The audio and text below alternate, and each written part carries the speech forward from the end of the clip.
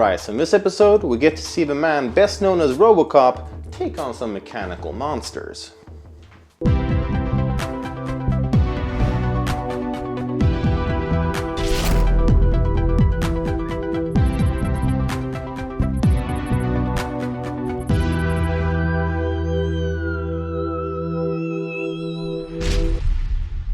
Hello and welcome to Sci-Fi-Night.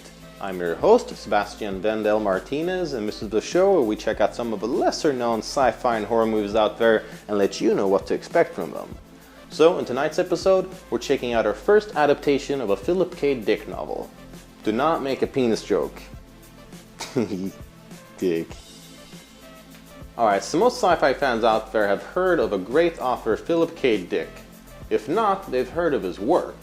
He wrote Do Androids Dream of Electric Sheep, which later turned into the fantastic film Blade Runner. He also wrote the original work that films such as Minority Report and Total Recall would later on be based on.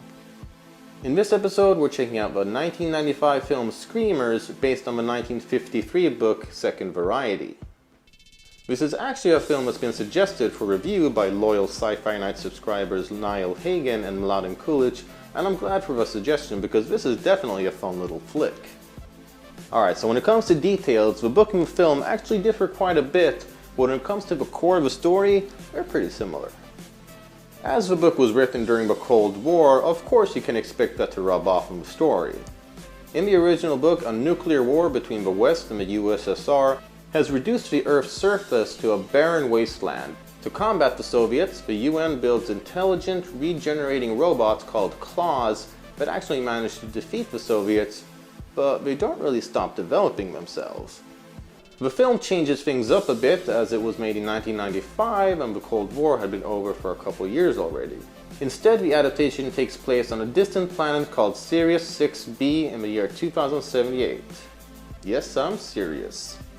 Sorry, it was a terrible joke, but I had to make it. There's been a civil war waging as the mining company that ruled the planet has become split between the New Economic Bloc, the NEB, and the Alliance, with the Alliance developing military artificial intelligence in the form of robots called Screamers, which in all fairness is a much cooler name than Claws, which was used in the book. So in the film, the Screamers get their name due to the high-pitched noise that they make when they attack, and the attack based on tracing heartbeats, something that the Alliance manages to block using small devices. After several years of a dark stalemate with both sides weakening and longing for peace, a truce proposal gets delivered to the Alliance. It's gotta be legit. They're laying themselves wide open. So why the Pony Express? Other comsats have been completely silent for 2 weeks. Our monitors indicate they don't even have internal radio. Yeah, but why just one guy? Why not a patrol? I don't have a clue. And we get introduced to our cast of nobodies, headed by an awesome sci-fi film regular, Peter Weller, who you probably know from the RoboCop series, or perhaps you saw him in the underwater sci-fi horror flick Leviathan, which we talked about in our underwater sci-fi special, which you can do by clicking the annotation on the screen. They decide to meet up with the Resistance to see if a truce can be agreed upon, venturing out into the dangerous wasteland. However, it seems that during this stalemate between these two warring factions, the Screamers themselves have been keeping themselves occupied. I thought you said it was dead. CPU is dead, but it still has mechanical surface reflex. That's good.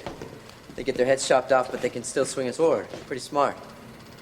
Yeah, maybe too smart. This one seems to have modified it, so... As they get closer to the rebels' base, they encounter other survivors and start to realize that these two opposing sides may very well be fighting the wrong enemy, as the robotic weapons they built may very well be turning on their masters and developing more and more convincing disguises to be able to blend in. He was like a person. He was talking, man. How do you know what to say?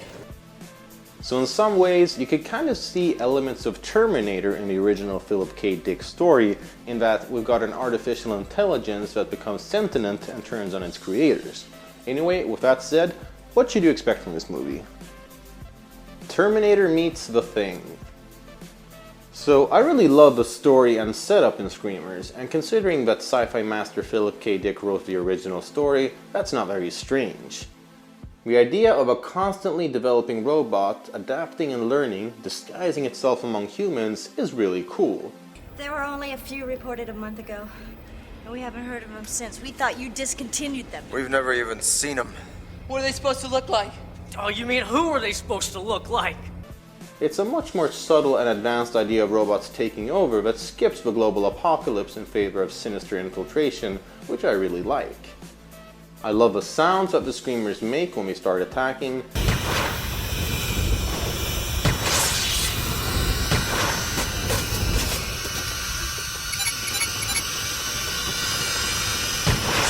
And overall the concept is just top notch, something we'll get to in the next point.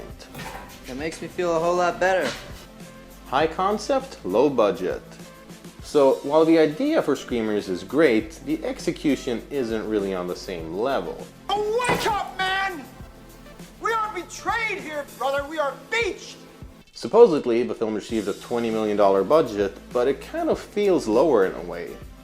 I still do like the production design though, and I feel like better production and direction really would have elevated the film as a whole, and the effects are a little bit iffy here and there, while the direction and shots unfortunately can be a bit stale as well. Well, fuck you. I don't buy it. This is a real shame because here we've got a great story, but not really all the right tools to tell it in the most compelling way.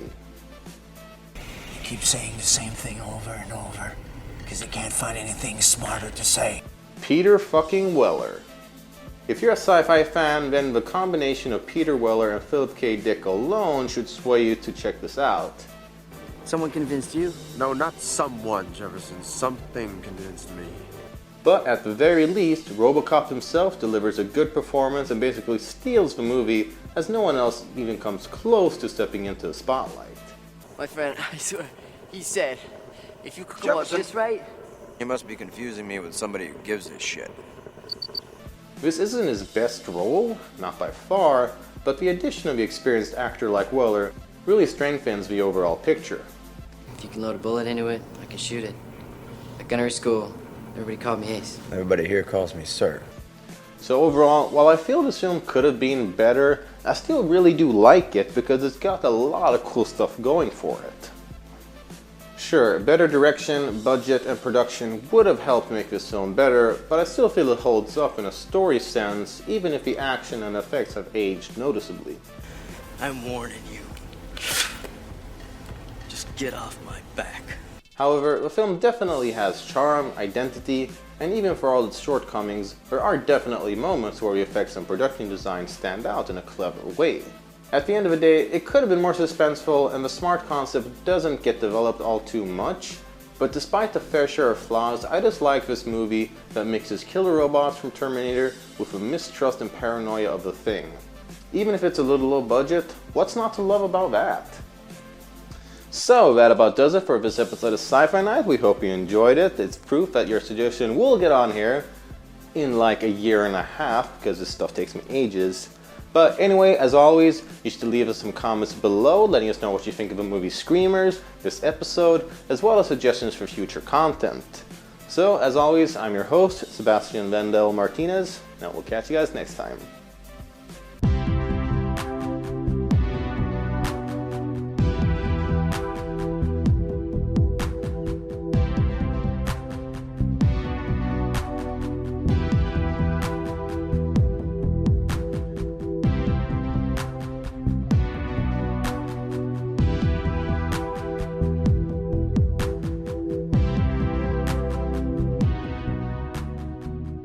Then what?